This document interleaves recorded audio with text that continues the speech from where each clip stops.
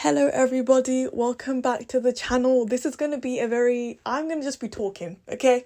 And you are all here to listen because I have literally just finished watching the first 4 episodes of the freshly released K-drama Dear X, which you can watch on Viki and you can also watch on HBO Max. And if you can read Korean and you understand Korean, you can also watch it on TVN. This God. I'm not going to talk too much about the actors and actresses, okay? I'm mainly going to talk about the drama. So, oh God. This drama is R-rated. It is very violent. The female lead is a sociopath. I want to mention that this is the second drama I've watched with a, kind of sociopath female lead. The first one was Genie Make-A-Wish. This one is not as comedic. She is a sociopath, and this script takes the idea that how you are nurtured will dictate how you end up. She has a very traumatic childhood. Her dad is awful. Her mum is awful. Her mum is a drunk. Her mum beats her. Her dad basically tries to sell. Oh my God, I don't know how to word this. Sell her as a child in a very atrocious way. If you watch the show, you'll know. It's just awful, genuinely awful parents. And supposedly she was always kind of already a sociopath. That's just who she was going to be. But being nurtured by 2 terrible parents did not help her condition. And this is, different to, I want to keep talking about Genie Make-A-Wish because it kind of relates. In Genie Make-A-Wish, she's a psychopath, but because her grandmother, nurtures her and takes the time to take care of her, it controls our appetite for killing.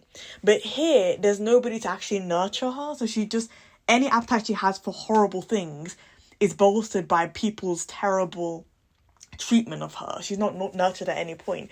The only nurturing she receives is from the male lead, and he is a kind-hearted guy who is in love with her, and they knew each other from when they were children, when her father took her to her stepmother's house, and they met as children, and he's in love with her, and he knows she's just crazy, but he tries to help her and tries to help her see the heart in things, and she loves him for that, but simultaneously she takes advantage of him as she does everybody else in her life, and mind you, all the men she's taken advantage of mainly are guys. She's surrounded by guys. She's very beautiful, so guys just very easily do things for her, very easily fall in love with her. By the end of episode 4, it gets to a point where she walks away from the male lead, and he tells her the way that you're gonna climb up to success, the way you're stepping on people to get to where you need to go is exactly why you're not gonna end up happily. I also don't think this drama's gonna have a happy ending. She's a sociopath.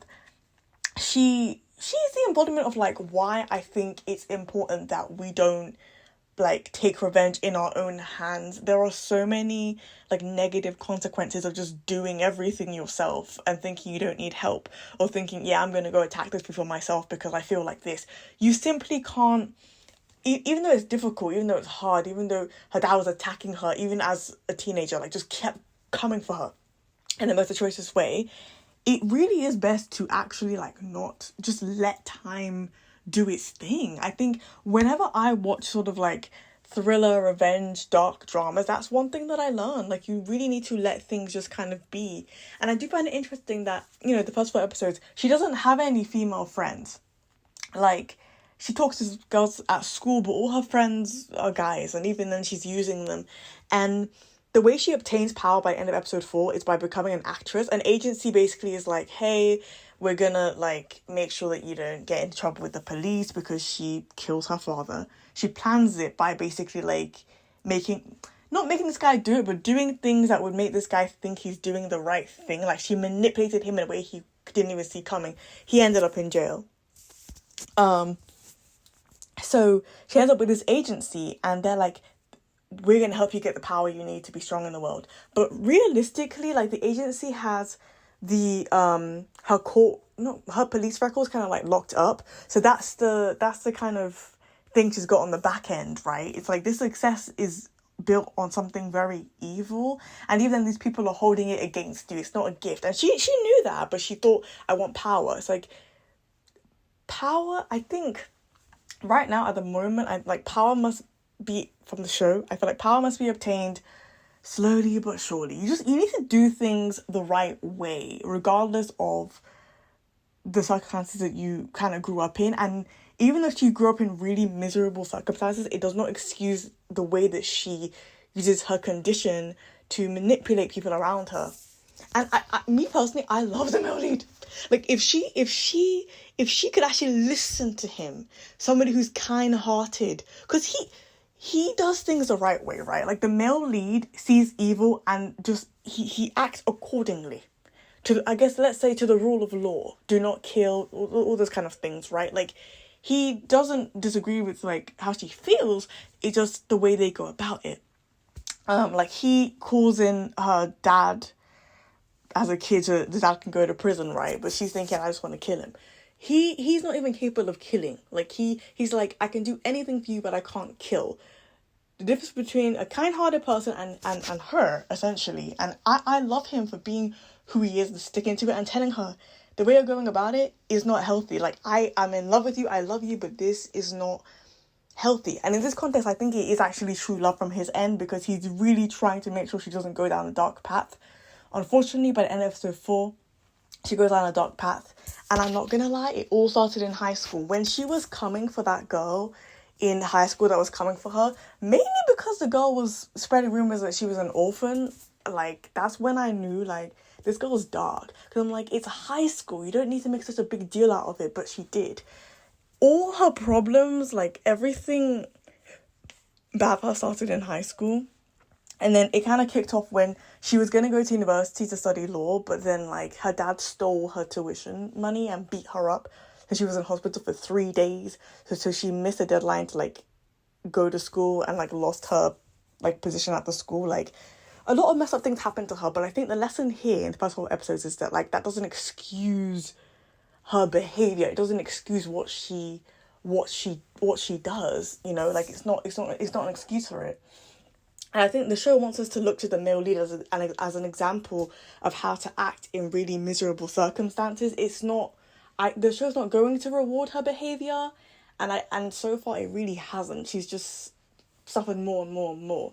And ultimately, like, she's really smart, but she cannot outsmart. Let's say she cannot outsmart fate. Like, some things are completely beyond her. Some things she can't fight. And a lot of her exes, because it's called Dear Ex, a lot of her exes are going to come back in the future and haunt her. It's going to haunt her real bad. Real bad. Like, Dear Ex. Like, they're your exes and they're also coming back for you. Like, the karma on her back is going to be insane. And yeah, oh my lord. I loved it, but it's so intense. Like, I'm already kind of like an anxious person, but this just increases my anxiety so much. But I'm, like, enjoying it. Like, I watched 4 episodes and I'm like, this show's winning a backsang. Like, the show's winning a backsang, she's winning a backsang. Like, it's very well done. There was one particular scene, I believe it was an episode... It was an episode 4. It's raining and all you hear as she's, like, crying and screaming in the rain, all you hear is silence, and then you hear the rain. There's, like, no music in that scene, and she's just, like, happy her dad's dead, essentially, right? Like, she's exhilarated, but that scene was just so sonically beautiful, visually beautiful. Like, oh my lord, guys, if you love, like, a good thriller and you're watching this right now, I'm sure you're enjoying it. Like, it's just, it's very, like, it's very intense. My eyes are glued to the screen the whole time. Like, I'm obsessed. Episodes 5 and 6 release next Thursday on Viki. I'm so excited. Like, oh my lord. Now I didn't even want to start with the cast list or whatever, but let me actually go through it now. I just want to get through my thoughts. So, female lead is played by Kim Yoo Jung. Male lead is played by Kim Young Dae.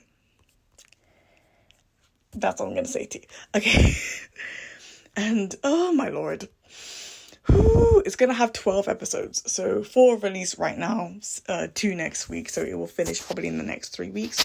Let me know if you are planning on watching this or already watching this in the comments below, and let's discuss more. What do you think? What are your thoughts? Guys, I haven't even been on Reddit or MDL. I have no clue what other people are thinking, but I am obsessed and I can't wait to watch more. It's amazing.